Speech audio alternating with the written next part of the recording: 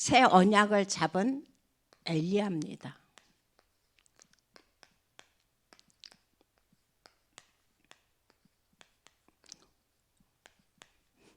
우리는 이 땅에서 엘리야가 얼마나 중요한 일을 했는지 말씀을 통해서 그동안 익히 알고 있습니다. 근데 오늘 보면은 엘리야가 정말 중요한 렘넌트를 또 키워서 그를 통해서 저 시대를 살리는 일에 아주 중요한 역할을 합니다. 이번 주 강단에서 우리가 이제 말씀을 히브리서 11장에 대해서 말씀을 들었습니다.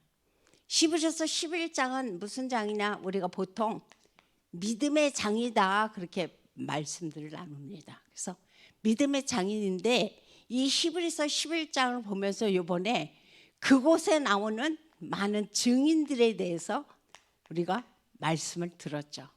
근데 이 증인들은 하나같이 한마디의 특징을 말한다면 믿음으로 옵니다. 2부 제목이기도 하죠. 이 히브리서 11장에 나오는 믿음의 증인들의 특징은 한마디로 믿음으로. 그래서 그 11장 38절을 보면 아주 중요한 말씀을 한마디로 압축하고 있습니다. 뭐라고 말씀해 주고 있냐? 이런 사람은 세상이 감당하지 못하느니라. 오로지 믿음으로 모든 것을 나아가는 이 영혼들, 이 믿음의 위인들은 어떤 어려움, 어떤 역경이 와도 그들은 능히 그 모든 것들을 헤쳐나간다는 거죠. 그래서 세상에 어떤 유혹이 와도 세상은 이들을 감당하지 못한다고 오늘 성경은 한마디로 말씀해 주고 있습니다. 그래서 저는 이 말씀을 읽을 때마다 무슨 생각이 나냐면 저의 행동들이 생각이 납니다. 아무것도 아닌 일, 사실 굉장히 그냥 지나갈 수 있는 일들이거든요. 어떤 우리가 살다 보면 상황은 반드시 벌어집니다. 또 안 좋은 일도 벌어집니다. 그리고 또 사람들로 인해서 갈등도 이 땅에서 살다 보면 있게 마련입니다. 그런데 그거에 영향을 받아서 마음이 그냥 힘들었던 것, 그런 것들이 떠올려지면서 야, 이 믿음의 위인들은 우리가 히브리서 11장을 이번 주에도 읽어봤지만 그렇게 많은 어려움과 고통 속에 있었지만 그거를 다 꿋꿋하게 견뎌나가고 걸어갔던 사람들이라는 것을 우리는 너무도 잘 압니다. 그래서 주님은 오늘도 말씀하십니다. 우리가 끊임없이 보지만 요한복음 19장 30절 주께서 말씀하시길 내가 다 이루었다. 내가 다 너희의 문제 어려움 내가 다 끝냈다라고 말씀해 주고 있죠. 그러면서 또 하시는 말씀이 요한복음 16장 34절에서 무슨 말씀, 33절이네요. 33절에서 하시는 말씀이 너희가 세상에서 환난을 당하나 담대하라. 내가 세상을 이겼노라 라고 오늘도 주님은 우리에게 말씀해 주고 있습니다. 그래서 우리가 해야 될 것은 뭐냐? 우리는 더 이상 이미 주께서 십자가에서 갈보리산에서 다 끝내셨고 그분이 성령으로 나와 함께 하시면서 세상을 다 이기시고 지금도 함께 계십니다. 그래서 우리는 더 이상 그 어떤 내 잘못된 생각 거기에 속지 말고 또 어떤 내 감정에 속지 말라라는 말씀이 나와 있어요. 그러면서 어떤 상황에 휘둘리지 말라라는 것을 오늘 다시 한번 이번 주 강단에서 우리에게 당부해 주고 있습니다. 그래서 이제는 더 이상 이런 거에 내가 휘둘릴 것이 아니고 우리가 해야 할 일은 뭐냐? 현장을 보는 겁니다. 현장. 99%의 이 현장에 99%의 사람들이 복음을 듣지 못하고 있는 그 현장을 바라보라고 그랬죠. 그래서 이미 곡식이 다 쉬어서 추수할 때가 갖고 왔다고 그랬어요. 그래서 너희는 나가서 그것을 추수하라고 그랬거든요. 그래서 오늘도 우리가 할 일은 이런 거에 내가 감정 소유와 내 마음을 빼앗기지 말고 우리는 현장을 살리러 나가는데 오늘도 우리가 사용되시기를 예수 이름으로 부탁드립니다. 그래서 오늘 본문에 나오는 엘리야는 본론을 우리가 말씀드리자 보면 다른 것이 아니고 이 엘리야는 위기의 상황이었습니다. 위기의 상황이었지만은 이 엘리야는 하나님이 주시는 새 언약을 붙잡은 렘넌트, 오늘 제목 그대로죠.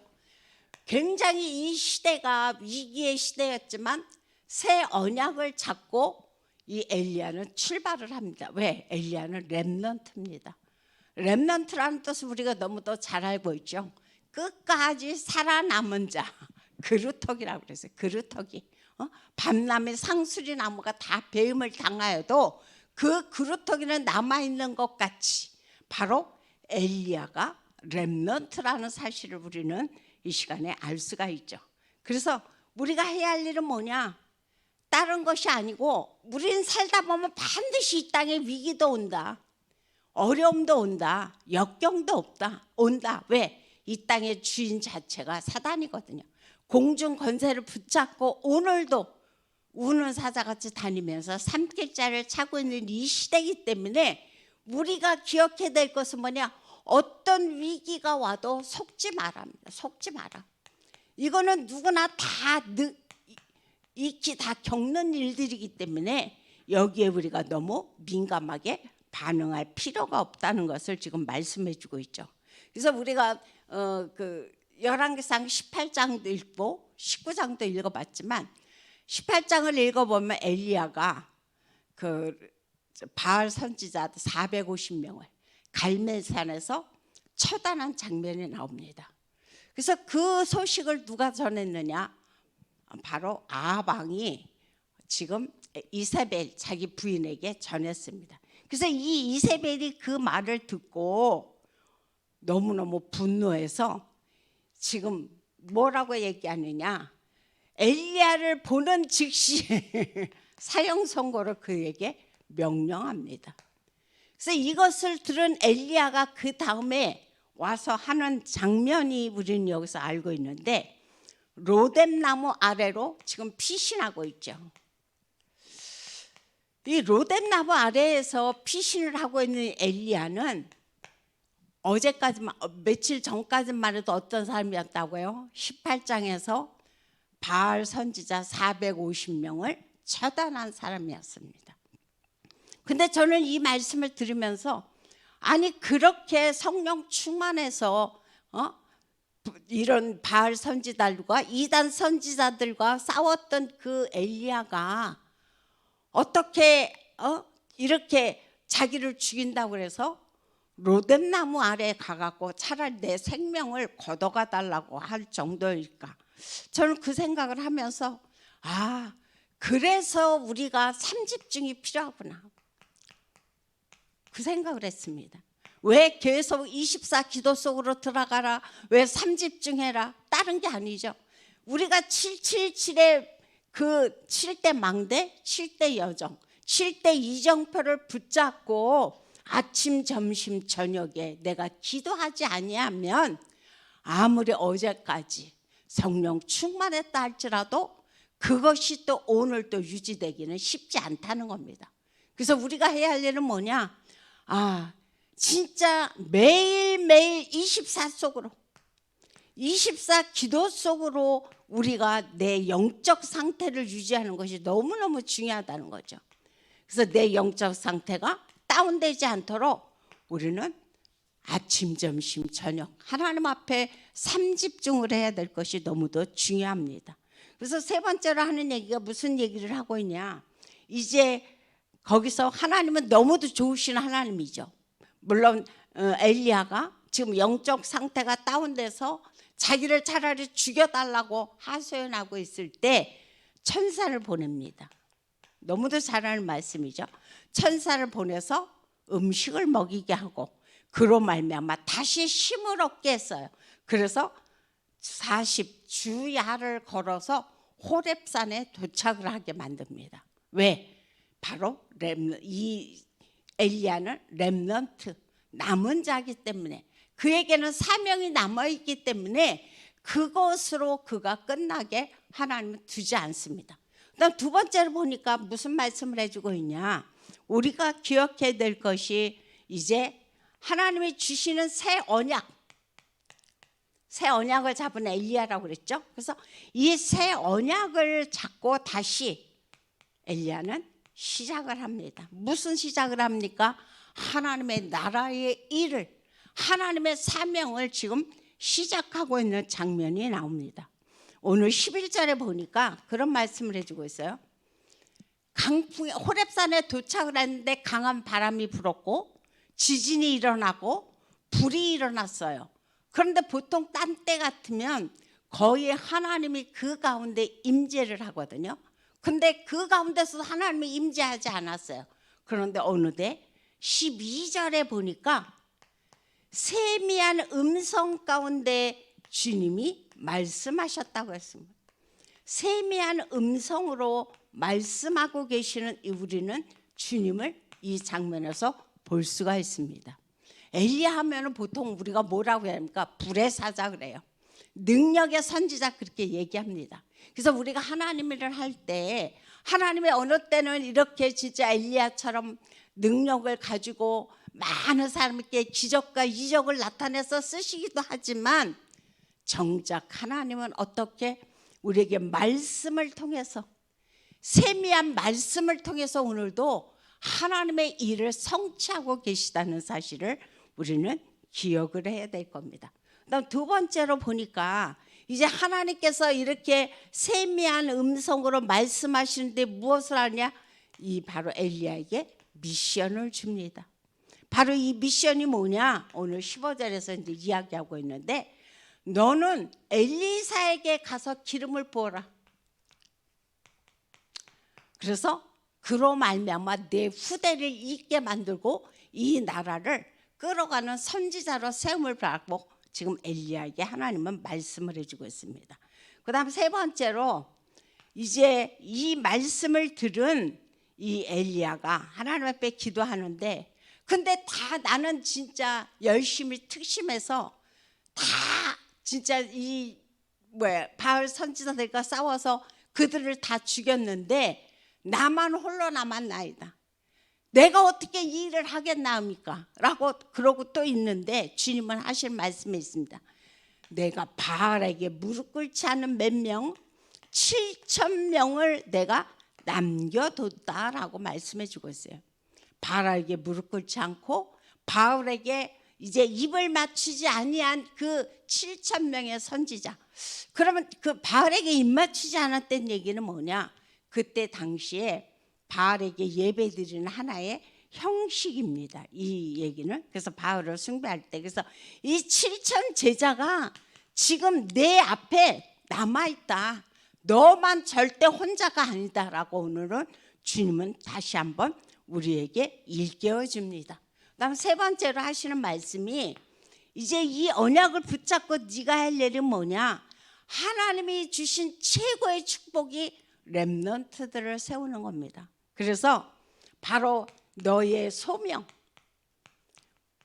소명이 무엇이냐 오늘 말씀해 주고 있는데 지금 바로 렘넌트를 세우는 거라고 그러죠. 그래서 19절에 보니까 바로 엘리사가 등장을 합니다. 엘리사에게 근데 이 엘리사는 굉장히 많은 대농부였다고 그랬어요. 그래서 12결의의 소를 이끄는 그런 사람이었거든요. 그럼 한 결의는 뭐냐면은 멍에 하나에 두 소가 끌어가는 겁니다. 그러면 소가 몇 개입니까? 24마리예요. 바로 엘리사는 24마리의 그 소를 가지고 농사를 지을 정도로 굉장히 부자였습니다. 근데 이 사람에게 가서 이제 네가 뭐 해라? 위기 시대를 건지라는 겁니다. 그런데 바로 늘 평상시에도 하나님의 말씀을 사모하고 하나님 앞에 깨어있던 엘리사는 지금 시대가 위기구나. 지금 이 모든 나라가 지금 그 많은 이방 땅들에게 이방 신들에게 죽어가고 있구나. 그걸 깨달은 겁니다. 그래서 그걸 깨달은 엘리사가 하는 일이 있습니다. 오늘 20절에 보니까 결단을 했다고 그랬어요. 결단. 이 결단을 하는데 무슨 결단을 하느냐? 사실 이렇게 대농사를 하는 그 농부가 자기의 그 모든 것들을 다 불사른다는 게 쉽지 않죠. 근데 오늘 20절에 보니까 농기계를 불사르고 여기서 보니까 즉시 따라갔다 그랬어요. 즉시. 참 저는 이 엘리사를 바라보면서 정말 쉽지 않은 결단을 했구나. 우리 같으면 며칠만 더 말미를 주세요. 어째요? 막 할 터인데 어떤 것도 이유를 대지 않고 엘리사는 그 모든 것을 처분하고, 그 처분했다는 것은 다른 뜻이 아니죠. 나는 다시 이곳에 돌아오지 않겠다는 겁니다. 나는 다시 하나님의 사명을 내버리고 나는 다시 이 일로 돌아오지 않겠다는 겁니다. 그래서 그 작정을 하고 이제 엘리야를 따라가는 장면이 여기서 우리에게 나와 있습니다. 그래서 이 말씀을 보면서 렘넌트 한 명이 결단을 했을 때 어떤 역사가 일어나느냐? 한 나라와 시대를 살리게 됩니다. 이 엘리사로 인해서 그 이스라엘에 많은 어려움과 역경이 있었을 때 엘리사 선지자가 엘리야의 뒤를 이어서 이스라엘을 살린 장면들이 곳곳마다 성경에는 많이 등장을 하고 있습니다. 그래서 하나님께서 원하시는 것이 바로 그거거든요. 그래서 오늘의 결론은 다른 것이 아니고 지금은 어떤 시대냐? 위기 시대라는 거죠. 지금 하나님의 복음이 없어지고 교회가 없어지고 렘넌트들이 거의 교회에 나오지 않는 시대가 지금 바로 위기 시대입니다. 그래서 이 위기 시대 때 우리가 해야 할 일은 뭐냐? 다른 것이 아니라는 거죠. 렘넌트의 중요성을 아는 겁니다. 렘넌트가 얼마나 중요한지, 그리고 미래를 준비하는 것이 얼마나 중요한지, 이 사실을 알고 해야 할 일은 뭐냐? 다른 것이 아닙니다. 이제 우리가 절대 물러지지 않는 절대 망대를 세우는 겁니다. 이번 주 일부 메시지에서도 그 말씀을 하셨죠. 그래서 그 시대를 살리는 지도자를 키우는 절대 망대가 너희가 되라, 그렇게 말씀을 하셨어요. 그래서 그 인물을 바라보다만 오늘 본문에 나와 있지는 않지만 오바댜, 이 오바댜가 선지자 100명을 숨겼다고 그랬어요. 아합 왕이면은 완전히 진짜 우상에 앞장선 사람인데 그 속에서 생명을 걸고 오바댜는 50명씩 굴에다가 선지자 100명을 숨기는 그 일을 합니다. 그래서 이를 통해서 또 많은 사람들이 이것을 통해서 그 시대를 살리게 됐죠. 또 우리가 너무도 이번 주일날 잘 알고 있지만 요게벳 같은 경우에도 그 시대의 히브리 남자들을 다 죽이라고 이야기를 했죠. 근데 그때의 요게벳이 한 일이 뭐냐? 그 모세를 왕국으로 보내기로 결단을 합니다. 지금 이 오바다가 결단을 했던 것처럼, 지금 엘리사가 결단을 했던 것처럼 요게벳 역시 모세를 왕궁으로 보내고자 결단을 하고 그곳에 유모로 들어가게 되죠. 그러면서 그가 한 일은 뭐냐? 언약을 심어준 겁니다. 누구에게? 모세에게. 젖을 먹이면서 젖을 뗄 때까지 모세에게 절대 언약을 심어주는 그 일을 했죠. 그래서 그것을 들은 모세가 한 일은 뭡니까? 다른 일 하지 않았어요. 나는 히브리 사람이구나. 하나님께서 반드시 애굽에서 히브리인들이 하나님을 섬기기를 하나님은 원하시는 거구나. 그래서 그 일을 위해서 모세는 바로 애굽과 싸움을 했습니다. 다시 말해서 그 우상 신전들과 싸움을 했다는 거죠. 누가 키웠습니까? 요게벳이 어릴 때부터 언약을 심어줬던 겁니다. 그래서 우리가 해야 할 일은 뭐냐? 다른 것이 아니라는 거죠. 렘넌트를, 이렇게 중요한 렘넌트, 미래를 준비하는 렘넌트를 준비하는데 내가 뭐하라? 절대 망대를 세워서 시대를 살리고 민족을 살리고 세계를 살리는데 우리가 사용되시기를 예수 이름으로 부탁드립니다. 지난번에 며칠 전에 뭘 봤느냐, 넷플릭스에 들어가서 테스트먼트 모세라는 영화가 있습니다. 이게 3부로 되어 있더라고요. 근데 그것을 보는데 너무너무 이렇게 사실적으로 모세에 관한 그 히스토리를 쭉 이야기하는데 그곳에 학자들이 나와서, 세계 학자들이 나와서 그거에 따라서 설명을 하는 장면들이었어요. 근데 그곳에 보니까 거기에 요게벳도 나오고 모세도 나오고 이드로도 나오고 굉장히 많은 성경의 인물들이 등장을 했어요. 그래서 그 인물들을 바라보면서 더 이것이 사실적으로 느껴졌거든요. 그래서 야, 정말 저렇게 믿음을 가지고 한 사람을 키우는 게 너무 중요하구나. 그래서 우리 부모가 해야 할 일은 딴 것이 아니죠. 내 자손들을 어떻게 키울 것이냐, 그죠? 우리 교회에 와 있는 렘넌트들을 어떻게 키울 것이냐, 그겁니다. 바로 하나님께서 우리에게 주신 언약을 온전히 심어줘서 그들이 다른 거 아니고 오직 복음만 알 수 있도록 그것을 키우는데 우리가 절대 망대로 오늘도 세우시기를 예수 이름으로 부탁드립니다. 기도합니다. 참으로 좋으신 하나님 감사를 드립니다. 오늘도 주님께서 사랑하셔서 우리가 해야 할 일은 이 땅은 지금 위기시대, 교회가 없어져 가고 복음이 없어져 가는 청소년들이 교회와는 상관이 없이 이제 세상의 것에 완전히 흠치돼서 살아가고 있는 그런 시대라고 말씀해 주고 있습니다. 영적 문제에 취해서 어떻게 해야 될지를 모르고 방황하고 있는 많은 사람들을 이제 누가 살릴 것입니까? 하나님 정확한 언약 붙잡은 오직 복음을 붙잡는 렘넌트들이 일어날 수 있도록 도와주옵시되 우리가 바로 그들을 키우는데 절대 망대로 오늘도 설 수 있도록 하나님 역사하여 주옵소서. 오늘도 사랑하는 성도님들이 각자의 현장에 흩어집니다. 오늘도 그 현장에서 하나님이 주신 언약을 붙잡게 하여 주옵소서. 그래서 오바댜처럼 하나님 앞에서 요게벳처럼 시대를 살리는데 증인으로 쓰임받는 우리 모두가 되게 하여 주옵소서. 예수 이름으로 기도합니다. 아멘. 주기도